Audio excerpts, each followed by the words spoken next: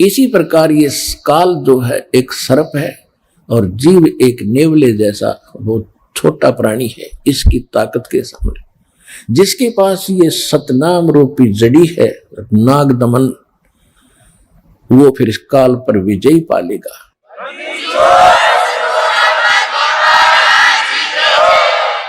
Noel नाद सुबान गति वो लड़े भुवंग हमेशे, जड़ी जान जगदीश है व्यसना व्यापै से।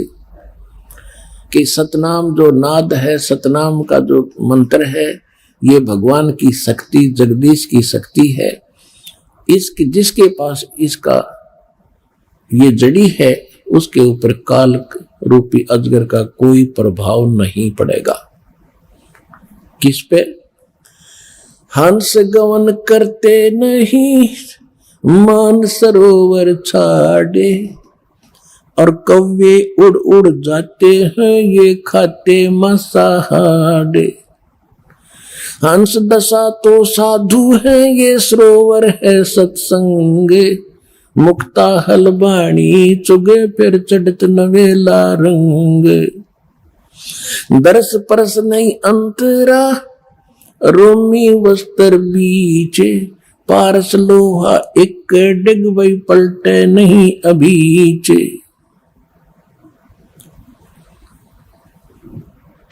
अब क्या बताते हैं कि हंस गमन करते नहीं मान सरोवर छाड़, और कौवे उड़ उड़ जाते हैं वो खाते मांसाहार। हंस किसे कहते हैं? हंस एक पक्षी है जो बुगले जैसा होता है। बुगले में और हंस में डिफरेंस देखने के लिए ये बताया जाता है कि हंस एक ही सरोवर में हंस भी होते हैं, बुगले भी होते हैं। बुगले खाते हैं मछलियां या कीड़े मकोड़े, हंस नहीं खाएगा, हंस केवल मोती खाता है। दूसरे हंस में एक और गुण दिया है परमात्मा ने कि एक गिलास दूध में एक गिलास पानी डाल दीजिए और हंस के सामने रख दो। हंस में ऐसी ताकत शक्ति दी है कि वो दूध को पी लेगा, एक गिलास पानी उससे छोड़ देगा। वैसे दूध से पानी अलग होना बड़ा असंभव है और उसमें वो ताकत है। तो इसी प्रकार जो भक्त हैं जिन्होंने दूध और पानी छान लिया, जिन्होंने कीड़े मकोड़े खाने छोड़ दिए, यानी बीड़ी शराब मांस तम्बाकू ये बकवाद थी ये त्याग दी, वो हंस जैसी वृत्ति के सूचे भक्त बन गए। अब कहते हैं कि हंस गवन करते नहीं मान सरोवर छाड़, और कौवे उड़ उड़ जाते हैं जो खाते मांसाहार। यानी जो हंस है वो सत्संग को नहीं छोड़ सकते। जो कौवे जैसी वृत्ति के व्यक्ति हैं जिन्होंने बकवाद छूटती नहीं, वो सत्संग छोड़कर बकवाद करते रहते हैं। हंस दशा तो साध है और सरोवर है सत्संगे, मुक्ता हलबाणी चुगो ये चढ़त नवेला रंगे। अब उन हंसों के लिए ये सत्संग रूपी सरोवर है, और ये साधु आत्मा ये है हंस। हंस दशा तो साध है और सरोवर है सत्संग, और यहाँ ये परमात्मा की अमृतवाणी रूपी मोती खा रहे हैं। और फिर चढ़े नवेला रंग, दूना अच्छा भाव बनता चला जाएगा। जो सत्संग में आए जाएंगे डटे रहेंगे।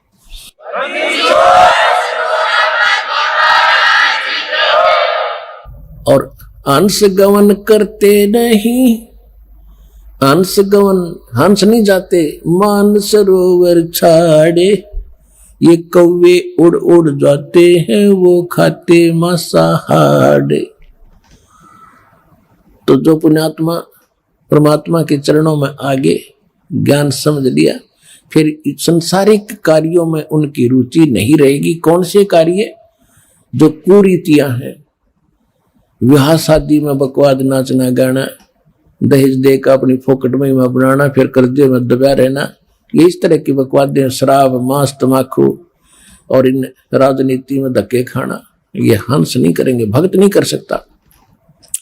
वो तो कव्य जैसे लोग हैं जिनको वृत्ति ही गलत है, वो ही सत्संग छोड़ के इन बकवादों में जाते हैं। अब फिर क्या बताते हैं, द्वार धनी के पड़ा रहे और धक्के धनी के खावे, 100 काल झकझोल ही पर द्वार छोड़ ना जावे। इस मार्ग में सफल होने का एक फार्मूला बताया है कि जब ज्ञान हो जाता है, परम संत की पहचान हो जाती है, कहते हैं द्वार धनी के पड़ा रहे और धक्के धनी के खावे, आवे और जावे भगवान के चरणों में। और चाहे कितने ही आपत्ति आप पर काल देवे, जैसे संसारिक, क्योंकि आपने नाम ले लिया, अब धीरे धीरे आपका सब संकट दूर होने लगेंगे, तो आप ऐसा महसूस करोगे कि जैसे कोई आपत्ति आ गई नाम लेने से। नहीं, आपत्ति तक टल रही है आपकी। अगर नाम ना ले रखा होता तो जान जानी थी।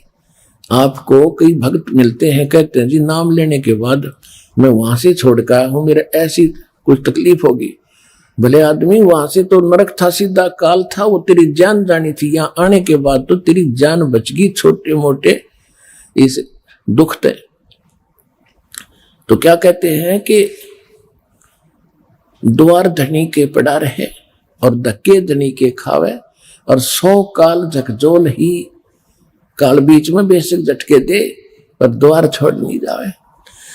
अब जैसे आप यहां आते हो, सतगुरु क्या होते हैं? एक सतगुरु की उपमा ये भी है कि सतगुरु एक धोबी है और जीव है एक कपड़ा जो संसार के कर्मों में घना मैला हो गया। अब धोबी किसी का कपड़ा धोने के लिए आता है, राजा का भी होता है, अधिकारियों के भी होते हैं। उन सभी कपड़ों को कैसे धोता था वो? पहले तो उनको जल में भिगोता था और फिर उन्हें पकड़ कर पत्थर पर पट्टाए मट मारा करता, गद्दाए गद, जब तक मैल ना छूट ले, इतने मुक्कियां गिल्ला लातों के साथ, और फिर पत्थर पर पटक पटक मारे। तो उस कपड़े का दुश्मन नहीं है, और वो कपड़ा न्यू के बता मैं तो गढ़ दिया इसने, यू क्या करया? तो वो मैल निकाल रहा है आपके अंदर से, दोष निकाल रहे परमात्मा। परमात्मा की शरण में आने के बाद छोटी मोटी कोई हरकत होती है तो गॉड गिवन समझना कि आपको पटका जा रहा है उस धोबी के गांठ की तरह।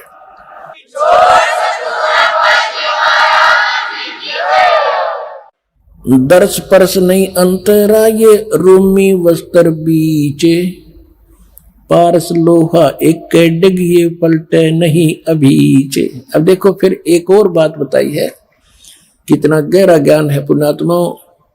जब आपको सूक्ष्म वेद का ज्ञान होगा, आप दांतों तले उंगली दबाया करोगे कि आज तक हमने गीता भी पढ़ी।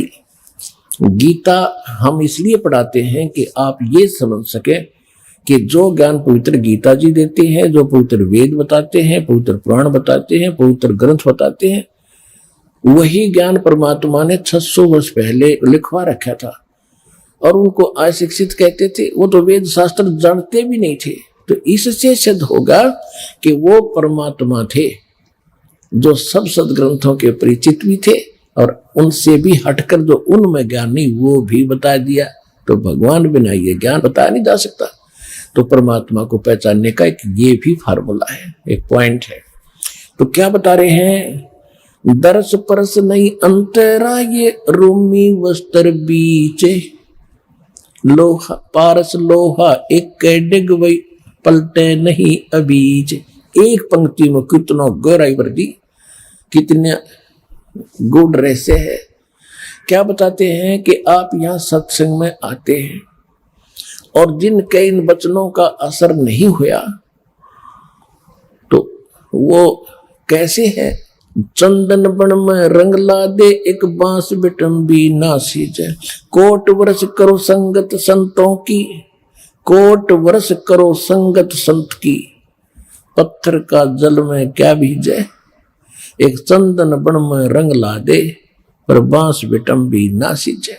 क्या बताते हैं कि जैसे सत्संग में भी आते हैं और फिर विकार भी करते हैं, उनके बारे में बताया है कि जैसे करोड़ वर्ष करो संगत संतों की, पत्थर का जल में क्या भीजे, जैसे पत्थर को जल में डाल दे चाहे 20 फुट नीचे गहराई में, और निकालने के बाद फिर उन दोनों टुकड़ों को तुरंत ही ऐसे रगड़ दो, तुरंत आग पाटेगी, चिंगारी पाटेंगी, निकलेंगी।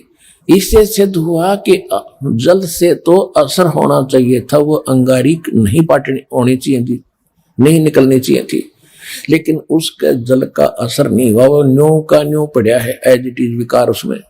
इसी प्रकार जो सत्संग में आते हैं उनको कहते हैं करोड़ वर्ष करो संगत संतों की, और पत्थर का जल में क्या भीगे, और चंदन बन में रंग ला दे, एक बांस बिटम्बी ना सिजे।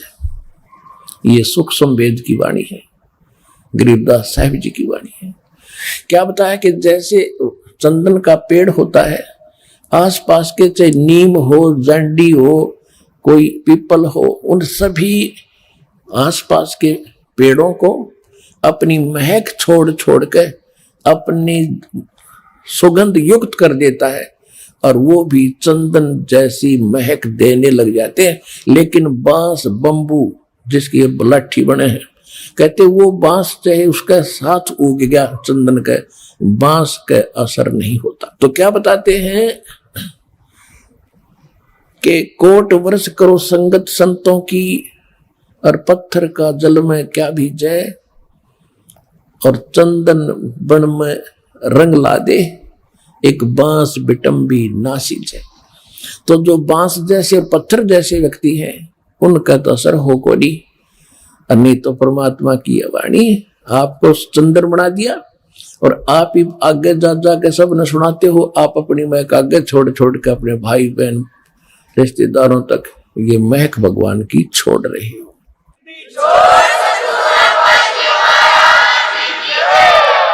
अब क्या बताते हैं कि यहां आते भी हैं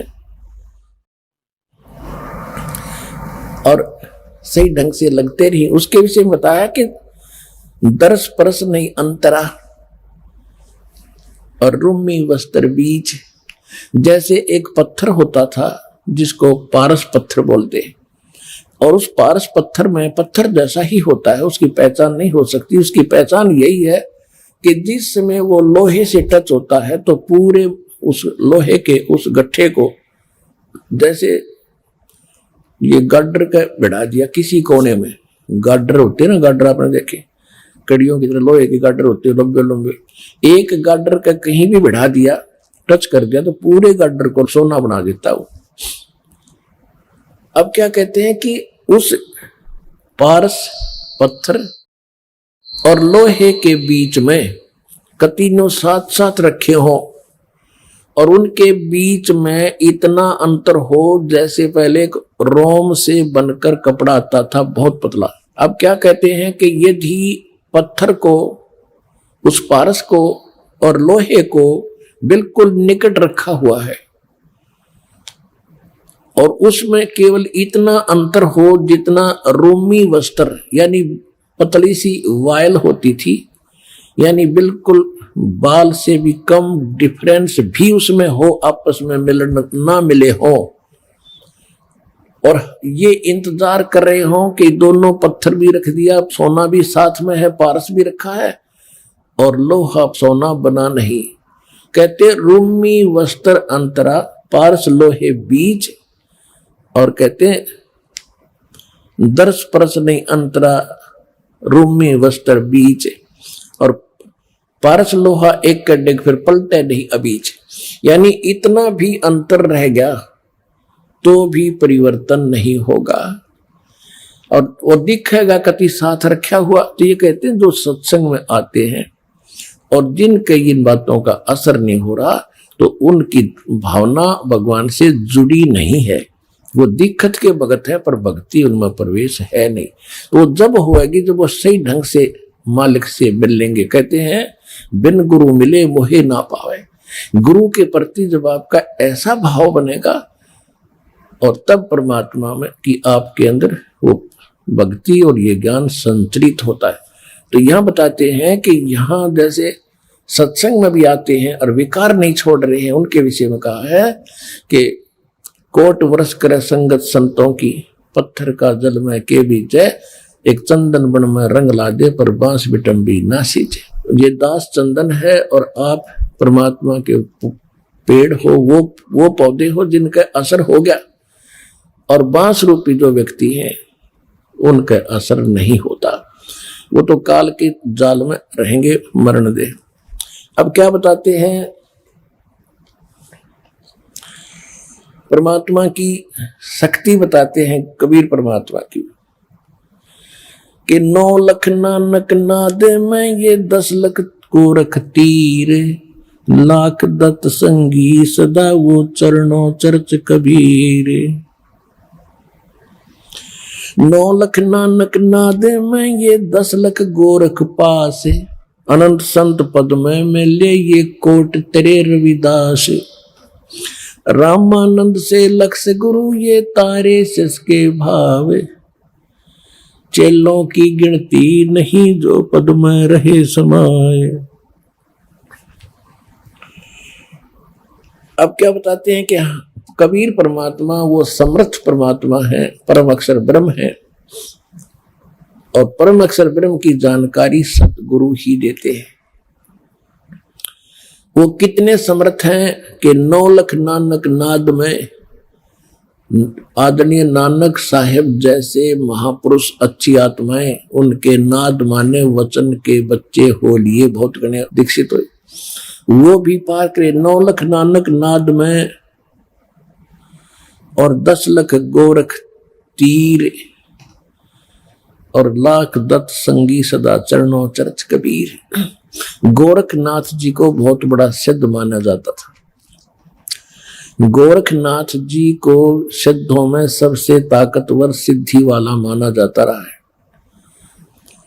उन्होंने यहां तक चमत्कार कर दिए थे कि एक बार उनके बचंद्र नाम के गुरुजी काल प्रेरणा से एक सिंगल द्वीप के राजा की मृत्यु के उपरांत उस राजा के शरीर में प्रवेश करके वहां उसकी रानी को भोगने लगा। उससे 2 पुत्र हो गए। उसके बाद किसी ने गोरखनाथ को व्यंग कर दिया, किसी दूसरे नाथ ने, कि यदि तू ताकतवर है, ऐसी सिद्धि वाला है तो अपने गुरु ने बचा ले। वो बकवाद करने लग रहा है वहां सिंगल द्वीप के अंदर। तो गोरखनाथ जी वहां गए, अपने गुरु जी को वहां से, उससे पहले क्या किया कि किसी ने बता दिया उस रानी को कि ये कोई सिद्ध आत्मा राजा के शरीर के अंदर है, और उस राजा की आत्मा जा चुकी है, और ये कभी भी छोड़कर जा सकता है इस शरीर को। इसका शरीर मिलेगा कहीं पर, किसी गुफा में ये छोड़ कर आया है। तो रानी ने नौकरों को आदेश दे दिया, क्योंकि उसने तो राजा चाहिए था, शरीर चाहिए था, चाहे उसमें कोई आत्मा हो। रानी ने ऐसा आदेश दे दिया कि कोई भी किसी संत का कोई शरीर मिला उसको फूंक दो। सभी ने घूम फिर कर, नौकरों ने गुफा में एक शरीर पाया, उसको जला दिया, वहीं पर राख कर दिया। रानी निश्चिंत होगी। फिर गोरखनाथ गए। गोरखनाथ जी पहुंच गए वहां पर। गोरखनाथ क्योंकि वहां जाने नहीं दिया गोरखनाथ जी को, तो उसको